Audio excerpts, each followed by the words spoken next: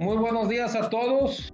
Como programación del Congreso tenemos la primera ponencia magistral a cargo del doctor Nordin Laquari, quien nos va a hablar sobre la física de los sistemas complejos en el sentido de orden, caos y emergencia. El doctor Laquari completó sus estudios en ciencias físicas en la Universidad de Mohamed V de Rabat, Marruecos, en el 2011. Cursó la maestría en física computacional en la misma institución y en el 2015 obtuvo el grado de doctor en el laboratorio de materiales de materia condensada y ciencias interdisciplinarias de la Universidad Mohamed V de Rabat. Entre 2016 y 2017 se desempeñó como profesor interino e investigador en dicho laboratorio. En el 2017 se incorporó a la Universidad Autónoma del Estado de Morelos, donde realizó investigación postdoctoral en el campo de la simulación y el modelado de sistemas complejos, particularmente del tráfico vial.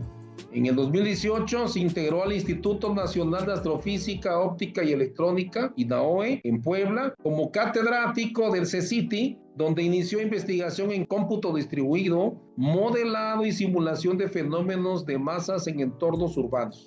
Pues doctor, le agradecemos de antemano la aceptación de esta ponencia. Estamos aquí pocos asistentes, aunque estará grabado en la nube. Seguramente posteriormente le llegarán correos cuando usted vea conveniente compartirlo. Y pues bienvenido nuevamente, bienvenido a todos los asistentes y enhorabuena. Adelante, doctor, puede usted iniciar, adelante.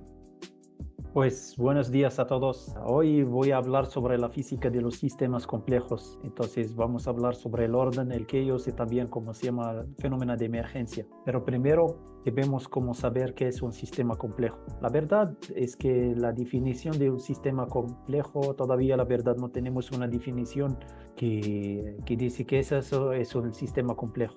Entonces podemos como iniciar con una definición de la librería. Entonces, ¿qué es un sistema complejo? Entonces, complejo significa una cosa no es simple.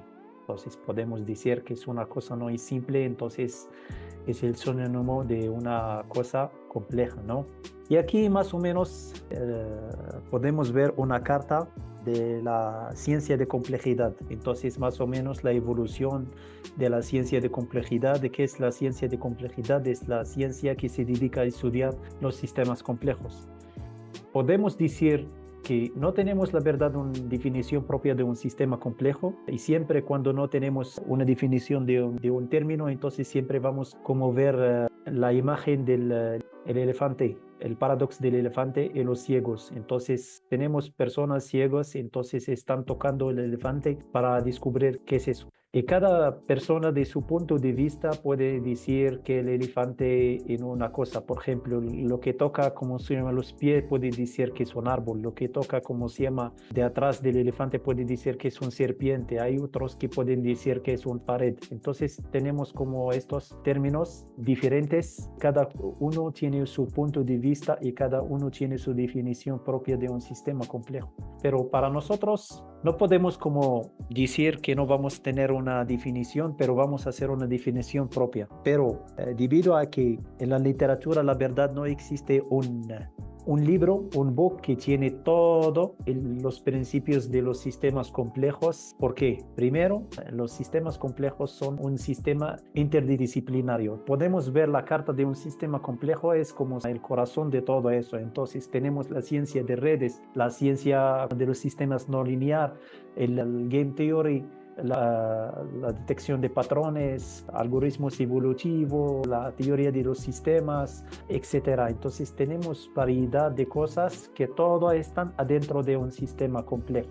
Entonces, dos cosas también que no podemos encontrar un libro que lleva todo el conocimiento de los sistemas complejos. Una es que algunos libros se atacan sobre la parte cuantitativa. Entonces estudian con algoritmos, con ecuaciones diferenciales, como la parte cuantitativa de estos sistemas. Y también hay personas que se basan sobre la forma calitativa de estos sistemas complejos. Entonces las fenómenos emergentes, la adaptación de estos sistemas y todo eso. Entonces por eso la verdad no podemos encontrar un libro que dice que es la Biblia de los sistemas complejos. Esto es un ejemplo de algunos libros que existen en la literatura. Cada libro se aborda los sistemas complejos de su punto de vista. Entonces, no son todos.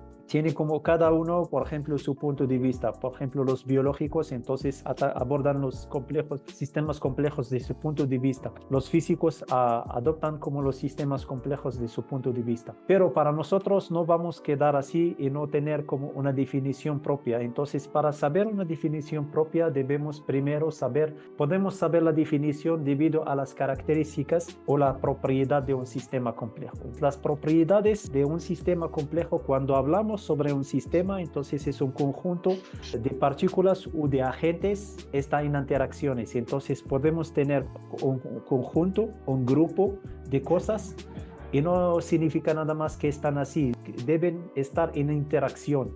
Entonces esa es la primera característica de un sistema complejo. La segunda parte es la interacción no lineal. Como la interacción lineal significa que, por ejemplo, cuando actuamos, entonces la respuesta va a ser como igual que la actuación. Entonces tenemos una relación lineal. Pero en estos sistemas, la verdad, no tenemos estas cosas. Entonces, cuando actuamos sobre un sistema complejo, no vamos a tener la misma respuesta. Puede ser que una respuesta tardía, puede ser que no es no lineal, ¿no? Y otra cosa también en estos tipos de sistema que son sistemas no centralizados. ¿Qué significa un sistema no centralizado? Entonces no tenemos un controlador. Por ejemplo, las hormigas, dado que tenemos una reina de las hormigas, pero la reina no comparte las tareas. Por ejemplo, ella no dice que ustedes van a hacer eso. Cada hormiga, cuando nazca, sabe qué va a hacer. Entonces no tenemos un controlador central que organiza, que todo tiene abajo de su control. Entonces, más o menos, ¿cuáles las más importantes cosas aquí? Son las interacciones que son muy interesantes, y debido a estas interacciones podemos hablar sobre un fenómeno emergente, la emergencia. La fenómeno emergencia es debido a las interacciones entre estas partículas se forma un orden, podemos decir un orden, un chaos, un fenómeno, podemos llamarla un fenómeno emergente.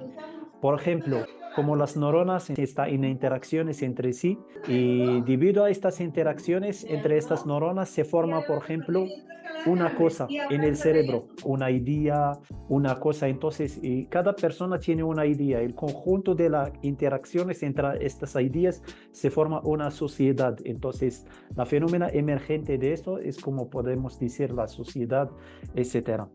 Entonces, podemos pasar del el micro como más o menos pequeño, interacción pequeñas, que se forma una cosa grande que, por ejemplo, sea como la emergencia. Y también tenemos la organización, la autoorganización, que es muy interesante en estos aspectos. Debido a estas interacciones se forma un orden. Puede ser que es un orden espacial, temporal, o un orden de reglas, etc. Entonces, debido a estos, como tenemos la formación de orden. Entonces, les voy a enseñar un poco sobre cómo se llama la autoorganización. Aquí, por ejemplo, podemos ver un trupo de pájaro. No sé si pueden ver aquí cómo se llama. Estos trupos de pájaro, la verdad, es un sistema complejo.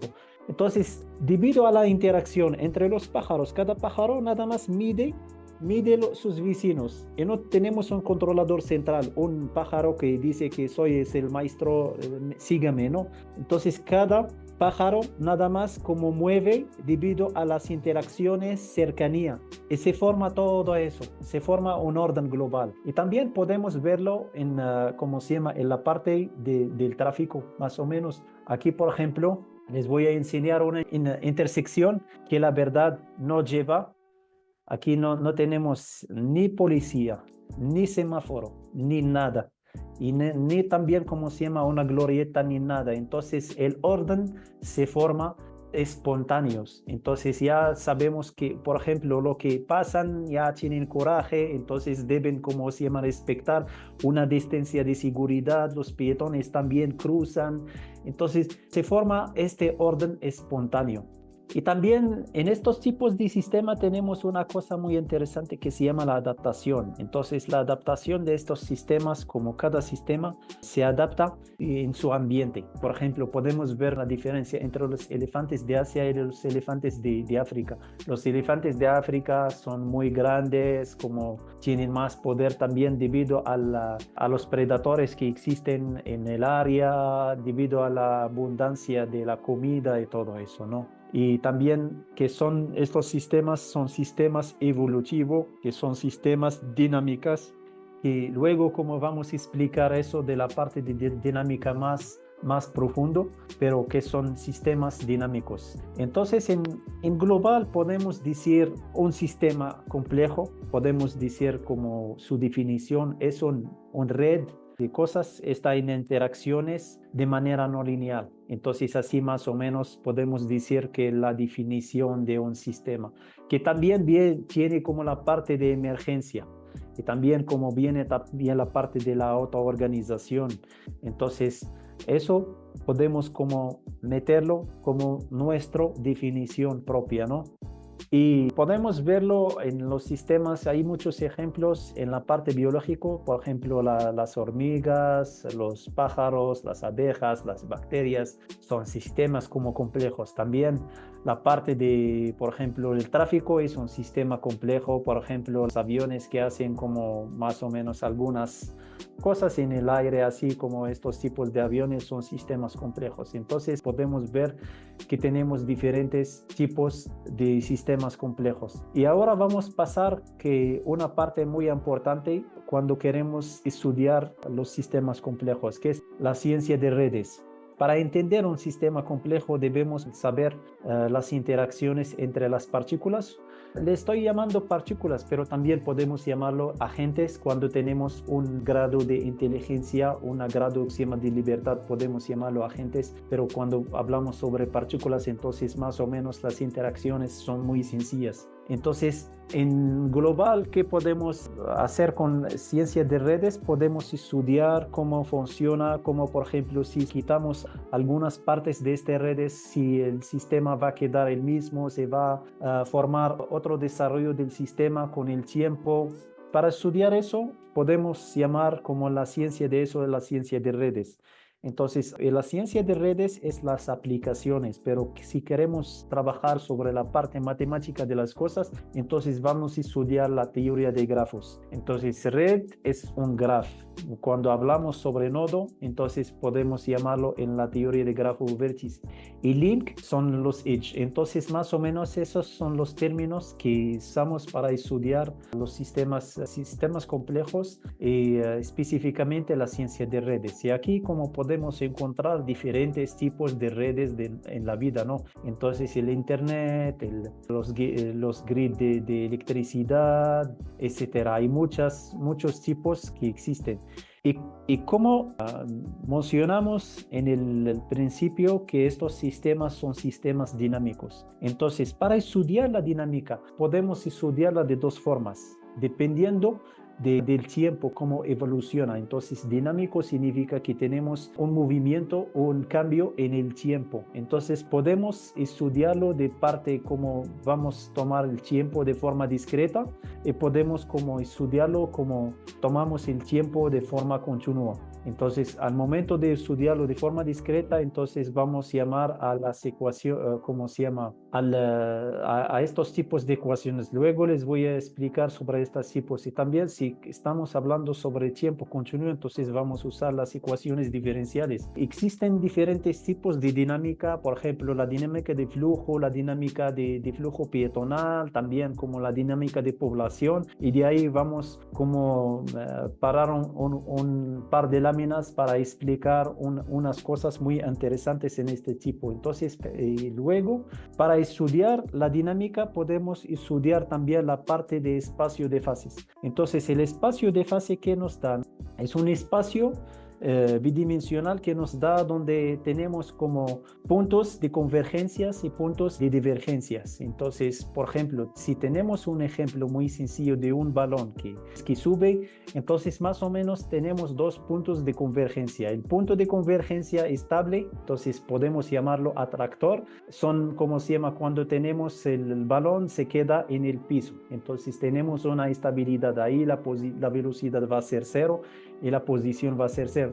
Pero también tenemos otro punto de convergencia, pero no es estable. Entonces, un punto cuando llega el balón a una altura máxima, entonces ahí podemos llamarlo, es un punto de convergencia no estable. Aquí podemos ver que en los sistemas también complejos tenemos puntos de convergencia, entonces siempre se van a una convergencia estable y tenemos como puntos de convergencias no estable. Es un ejemplo muy sencillo. Si tenemos una taza y metemos una piedra, entonces el piedra siempre como pasa abajo de la taza, entonces para el piedra es el mínimo de su energía y también es el punto de estabilidad.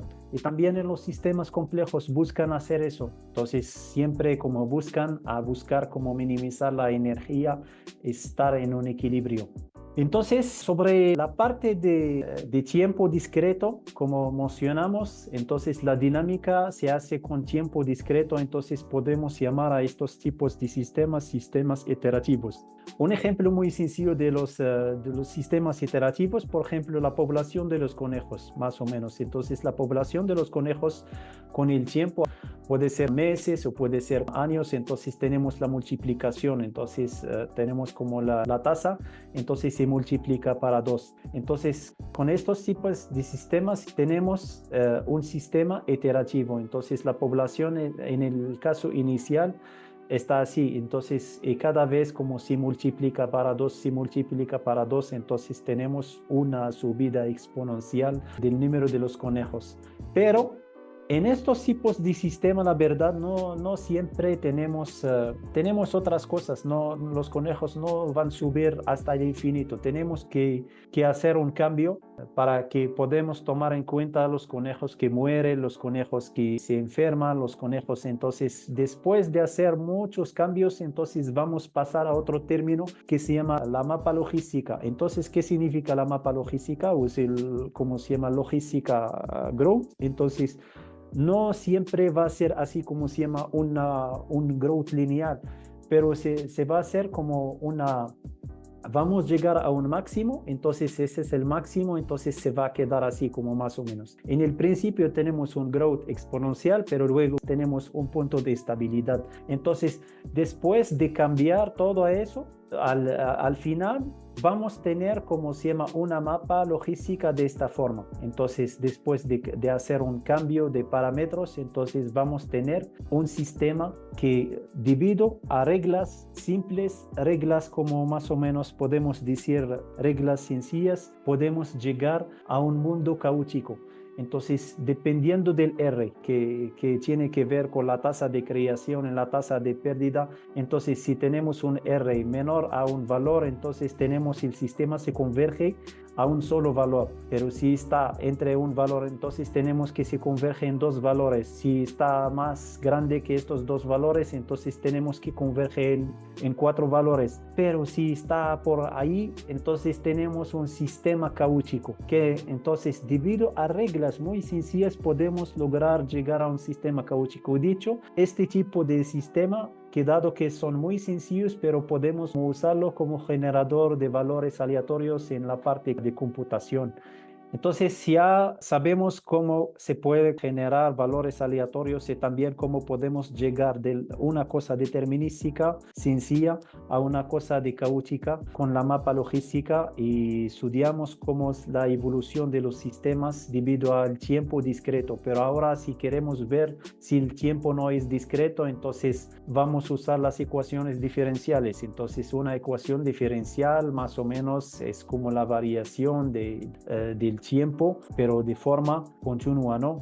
Entonces, la diferencia entre un sistema iterativo y el sistema de ecuación diferencial, entonces tenemos el tiempo, aquí tenemos discreto y aquí tenemos como continuo, y la parte que nos da el sistema iterativo nos da el siguiente valor. Regreso aquí para que explico. Estas líneas, la verdad, no existen en la realidad. Aquí nada más es nada más que para que se vean muy bonitas como las gráficas, pero aquí nada más estos puntos que cuentan en los sistemas iterativos. Al contrario de un sistema de sistema ecuaciones diferenciales con tiempo continuo, entonces tenemos como la variación es continua y todos tenemos que tener una semilla. ¿Qué es la semilla? Es el valor inicial que podemos decir, es el valor inicial donde inicia el sistema. Entonces aquí tenemos una secuencia y la otra tenemos una función continua. Y para resolver estas ecuaciones podemos usar los métodos de Euler,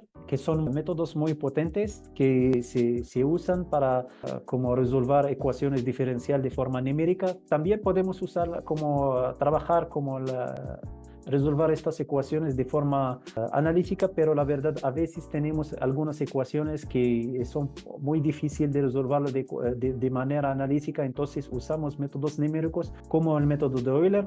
El método de Euler es como asimilar el cambio que va a hacer, pero es muy potente cuando no tenemos mucho cambio en nuestra gráfica, pero si tenemos en cada vez algunas como cambio muy rápido, entonces vamos a usar otro método que se llama range cotta. Es igual que el método de Euler, pero ahora si tenemos mucho cambio en las gráficas, entonces mejor que usamos como el range cotta. Existen bibliotecas en diferentes partes para usar estas ecuaciones diferenciales y resolver estas ecuaciones diferenciales con el método de Solvit.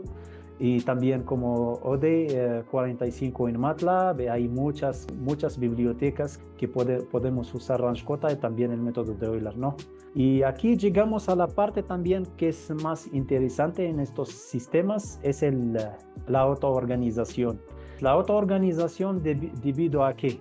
Debido a las interacciones entre las partículas. ¿Y cómo podemos medir estas interacciones? Lo podemos medir como vamos a usar un término que se llama la entropía. ¿Dónde viene la palabra entropía? Viene de la parte termodinámica. Entonces vamos a regresar un poco atrás y vamos a ver qué significa la entropía. Entonces, primero, antes de nada, debemos, como cuando pasamos a la parte termodinámica, debemos saber qué es la energía. Entonces, la energía es el potencial de un sistema para hacer, como realizar un trabajo, más o menos. Entonces, hay personas que creen en la energía y todo, adoran la energía, pero la verdad, la energía no es todo en el mundo, es una parte del todo. Entonces, podemos explicar el universo como con la energía más otras cosas. Entonces, no podemos decir que ya es suficiente la energía para explicar el mundo, ¿no? Existen en la física diferentes tipos de energía, aquí como todos los tipos de energía que están en la física. Y antes de pasar sobre la entropía debemos como pasar paso a paso. Entonces primero vamos a hablar sobre los principios de la termodinámica. El principio cero dice que si dos sistemas son en equilibrio térmico, significa que tienen la misma temperatura. Entonces así es el principio cero de la termodinámica. Y tenemos también como otro, el primer principio de la termodinámica, que significa que la energía no se puede destruir, se cambia nada más. Entonces tenemos siempre un cambio de energía. Y tenemos el segundo ley que viene con la parte de entropía. Entonces los sistemas siempre buscan aumentar la entropía hasta el valor máximo. Entonces, por ejemplo, si dejamos una taza, entonces se va a enfriar, entonces no va a regresar la energía, se va a perder la energía. Entonces, al momento de perder, entonces está buscando aumentar la entropía. Entonces, un ejemplo muy sencillo para que puedan saber qué significa la entropía. Entonces, tenemos aquí un vídeo de un vidrio. Entonces, así como se forma.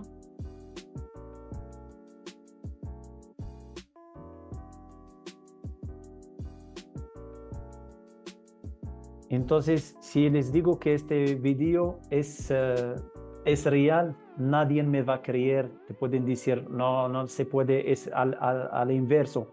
Entonces el vaso se cayó, entonces se formó diferentes partes. Sí, tienen razón, porque eso es como se llama, una de las leyes de termodinámica, es el segundo ley de termodinámica. Los sistemas buscan maximizar su entropía. Entonces, más o menos la entropía es una medida. Entonces, la entropía es una forma de medir como el desorden en un sistema.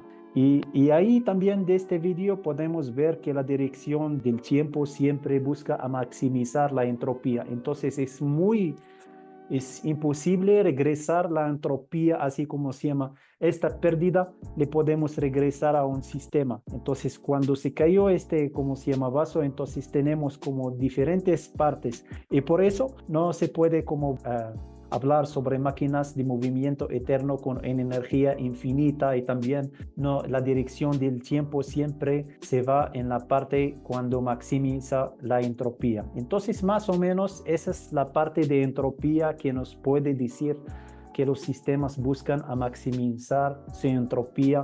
Y uno también de los paradoxos es el paradoxo que viene después con el famoso científico Maxwell. Entonces Maxwell dice que no me gusta el segundo ley de termodinámica. Voy a hablar sobre cómo puede decir que es un fracaso esta ley. Entonces él dice que el paradoxo del demon de Maxwell. Entonces aquí tenemos dos sistemas, un sistema con partículas que se mueven muy rápido, como una parte que se mueve muy lento.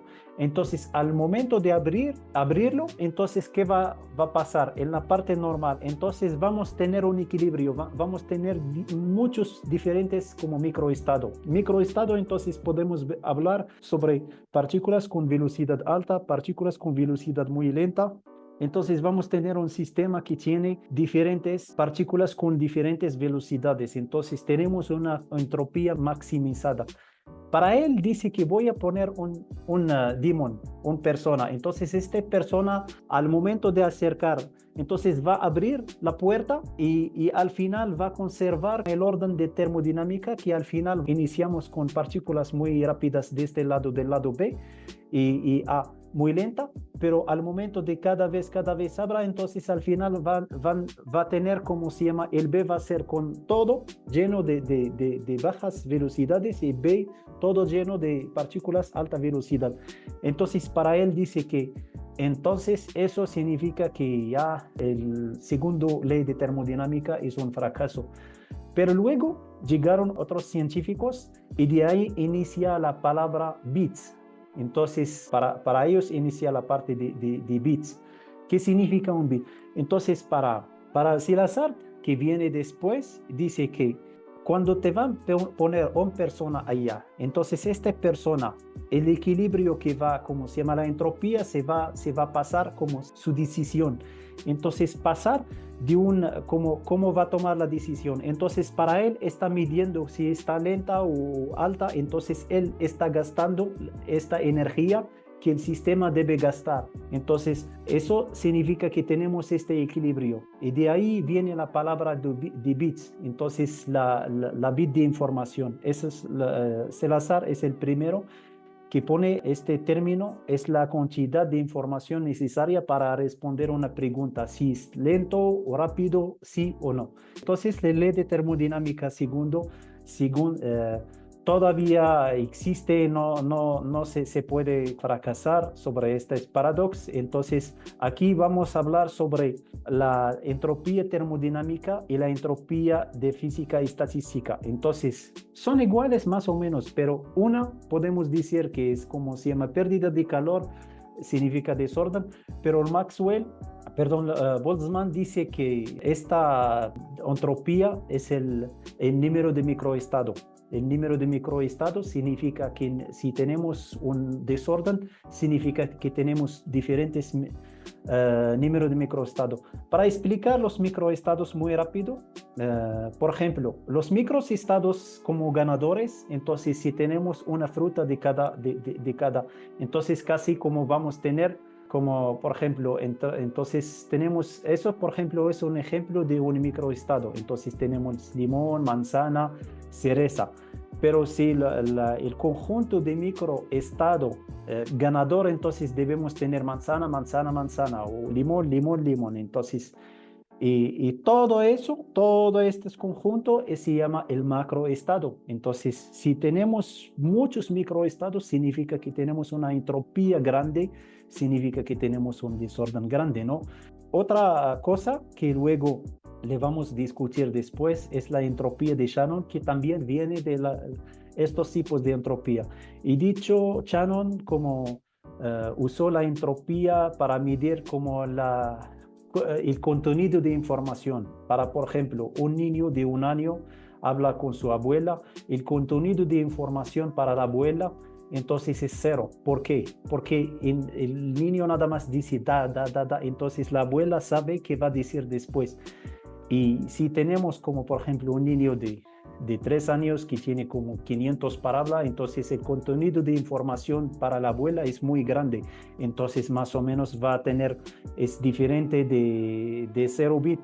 Y por ejemplo el contenido de información que lleva una pieza de moneda es muy bajo que un dado. Aquí tenemos 6 probabilidades, aquí nada más tenemos 2 probabilidades. Entonces, para nosotros podemos ver que la probabilidad de Shannon aquí, también el formalismo matemático de estas, entonces si tenemos más informaciones, entonces tenemos una entropía grande. Y por eso la entropía se usa para caracterizar, como se llama, si tenemos diferentes partículas y diferentes, como entonces tenemos un desorden. Pero si tenemos todo equilibrado, entonces tenemos un orden. Y puede ser a veces que tenemos un orden espontáneo. Por ejemplo, si tenemos un accidente en la carretera, se forma una fila de vehículos. La velocidad de estos vehículos es 0. Entonces el orden de la entropía de Shannon entonces nos va a dar 0. ¿Por qué? Porque no tenemos como una variedad de velocidad. Entonces tenemos un orden espontáneo, es la forma de fila de estos vehículos. Otra cosa también muy interesante que he dicho, eso es la última parte de mi presentación, es los fractales, que es muy importante estudiarlo porque a veces a veces hablamos sobre orden espontáneo de forma y a veces hablamos sobre reglas y a veces hablamos. Entonces, por ejemplo, de las formas y de cosas muy interesantes estudiar es cómo se llaman los fractales. Entonces, los fractales son objetos autosimilaridad en diferentes escalas. ¿Qué significa eso? Entonces, por ejemplo, si tenemos esta imagen, si vamos a hacer el zoom en esta parte, vamos a encontrar la misma cosa. Cada vez cuando hacemos el zoom vamos a encontrar la misma cosa. Entonces, por ejemplo, el brócoli es un fractal, el universo es un fractal y también las costas. Por ejemplo, las costas de Irlanda, por ejemplo, si hacemos el zoom y cada vez vamos a observar cómo se llaman las mismas cosas. Y aquí quiero hablar sobre la importancia de los fractales en el universo, en la vida, y por qué podemos decir por qué el Dios hizo los fractales adentro del universo. Porque vamos a saber por qué. Aquí, por ejemplo, si vamos a medir ¿cómo se llama? Tenemos 1 metro, una barra de 1 metro. Y cada vez, como cada iteración, por ejemplo, vamos como borrar el tercero y vamos a meter, como se llama, con tamaño, el mismo tamaño, una así y una así. Y luego, como se llama, vamos a llegar aquí, vamos a borrar y vamos a hacer así. Y así, eso se llama el Koch curva. Entonces, hasta el orden 100, ¿qué vamos a tener? Entonces vamos a tener como más o menos el tamaño de la curva se va a hacer 3.11 multiplicado para 10 a la potencia 12. Así estoy hablando sobre metros. Entonces divido, nada más tenemos en 1 metro. ¿Qué podemos sacar? Podemos sacar este número. Entonces casi como se llama 3 billones de kilómetros en 1 metro. 3 billones de kilómetros en 1 metro. ¿Y por qué es muy importante los fractales? Porque podemos acumular mucho material adentro de un poco espacio. Entonces, eso es el más importante cosas. He dicho, nosotros tenemos diferentes fractales en nuestro cuerpo. Y los raíces, por ejemplo, de las plantas son fractales. Entonces, para meter todo este detalle a un pequeño espacio, no te puedes meterlo como de forma así simple sin usar los fractales. Entonces, eso es la importancia de los fractales en los sistemas y también en los sistemas complejos. Entonces, y aquí cuando hablamos sobre fractal, entonces no vamos a hablar sobre la geometría convencional, como se llama 2D, 3D, 1D. Hablamos sobre la geometría de los fractales. Entonces, ¿qué significa la geometría de los fractales? Por ejemplo, tenemos una dimensión. ¿Qué significa una dimensión? Entonces podemos como aumentar de un lado nada más, no podemos como aumentar de dos lados. Por ejemplo, aquí tenemos dos dimensiones, entonces puedo hacer como si un movimiento de dos lados. Y si hablo sobre 3D, entonces yo puedo aumentar o bajar el tamaño de tres lados. Pero si estamos hablando sobre dimensión fractal, entonces no es una dimensión una, y tampoco no dos, no tres. Entonces puede ser que es una dimensión como real, no entero. Entonces puede ser que 1.2, 2 tal. Entonces, ¿por qué no podemos como aumentar de un lado y del otro lado a la vez? Podemos aumentar de un lado, pero el otro lado un poco. No podemos como para que se quede la misma forma, más o menos, esa es la parte. Y, por ejemplo, el brócoli en 2024 apenas como descubrieron su dimensión fractal, que es 2.8. Aquí, por ejemplo, la curva que vemos en el principio, como su dimensión fractal, es como se llama, es como 0. Entonces menos de 1, menos de 1. Aquí como no llega a raíz de una curva, son puntos diferentes. Y también podemos como ver la dimensión fractal también para como calcular las costas. Por ejemplo, las costas de South África es 1.0.2 y la costa de Australia 1.3 y la costa de Bretaña es 1.25. ¿Qué significa que tenemos 1.02? Y la diferencia entre 1.25. Significa que aquí, como se llama, las costas son casi más como líneas. Entonces no tiene muchos detalles como podemos encontrar, por ejemplo, en las costas de Bretaña, dado que Bretaña es muy pequeña, que South África y también, pero tiene muchos detalles en sus costas comparación con los demás países, por ejemplo, aquí. Entonces, si tenemos una dimensión fractal muy grande, significa que tenemos mucho detalle adentro de eso.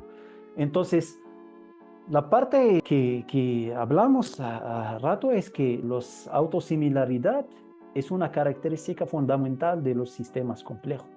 Entonces, los sistemas complejos a veces pueden mostrar estructuras organizadas, entonces que se pueden repetir en diferentes escalas, también como podemos verlo en redes neurales, y también esta repetición en diferentes escalas se llama autosimilaridad y también son muy importantes para entender estos tipos de sistemas.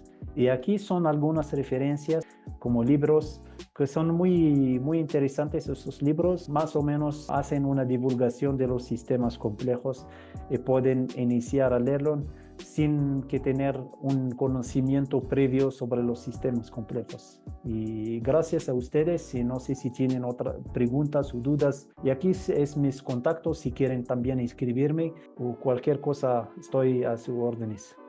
Gracias, doctor Nordin, gracias por la presentación. No sé si el público presente tenga alguna duda, algún comentario.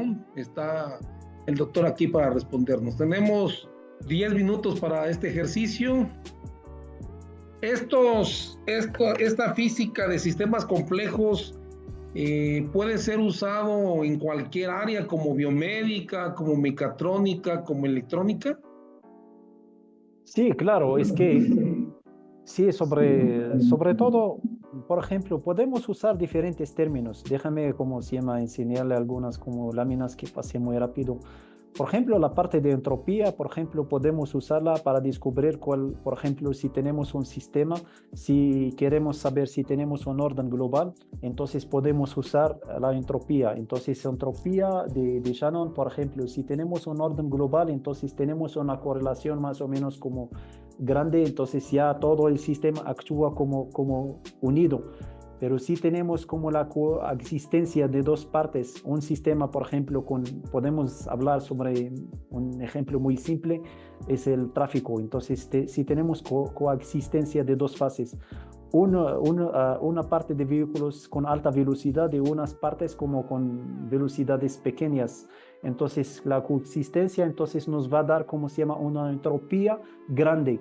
¿Por qué? Porque el orden no es global, nada más es una parte. Otra cosa también que podemos usar en estos tipos de sistemas es estudiar cómo se llama, como por ejemplo la parte como se llama swarm inteligencia, como detectar patrones, como también estudiar como redes con los algoritmos Scale-Free Network y también como se llama, como la pandemia, como la evolución de las pandemias y como por ejemplo las evacuaciones de los peatones. Existen diferentes partes. Otra cosa también muy interesante a usar los fractales. Son muy interesantes usar como se llama la dimensión fractal porque a veces nos da algunas informaciones, por ejemplo, para detectar algunos tumores.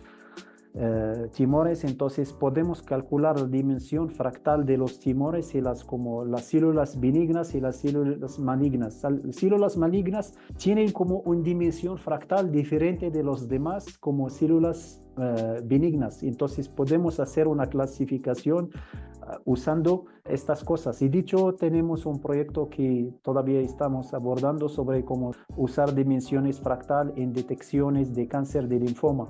Entonces tenemos algunos resultados muy buenos con el uso de las dimensiones fractal. Pues se escucha bastante interesante ese tipo de aplicaciones, doctor, pues le agradecemos. Pues si no hay más que preguntar al doctor a razón de mi comentario, pues agradecerle, doctor, a la brevedad del comité organizador y el presidente del Congreso, le haremos llegar su constancia vía electrónica, agradeciendo esta plática, esta charla tan amena, y que poco a poco van informándose estos asistentes, nuevos investigadores, nuevos maestros, nuevos doctores, y quienes ya lo son, pues van a ir fortaleciendo sus conocimientos. Pues sí, bienvenidos y agradecemos, doctor, muy amable de su parte por esta ponencia tan importante en todos los sentidos. Gracias, doctor Alejandro, gracias a ustedes y muchas gracias y nos vemos pronto. Cuídense mucho, hasta luego. Gracias. Nos vemos a los asistentes. Gracias, doctor, a los asistentes. Comenzamos con las pláticas de las conferencias a las 11 de la mañana, de 11 a 2 de la tarde. Hay ese módulo, el primer módulo. Entonces ahí vamos a empezar con el primer módulo de las ponencias. Así que, pues si bien tenemos esta primera parte, pues estaremos esperándolos ahí de manera amena. Así que esta fue la ponencia del doctor Nordin Laquari, que nos habló sobre la física de sistemas complejos, orden, caos y emergencia del Instituto Nacional de Astrofísica Óptica Electrónica. Como moderador estuvo un servidor, el doctor Alejandro Medina Santiago, presidente de este congreso, el 12 de noviembre del 2025. No me resta más que agradecerles y nos vemos a partir de las 11 en el link indicativo del programa del Congreso. Hasta luego. Bonito día.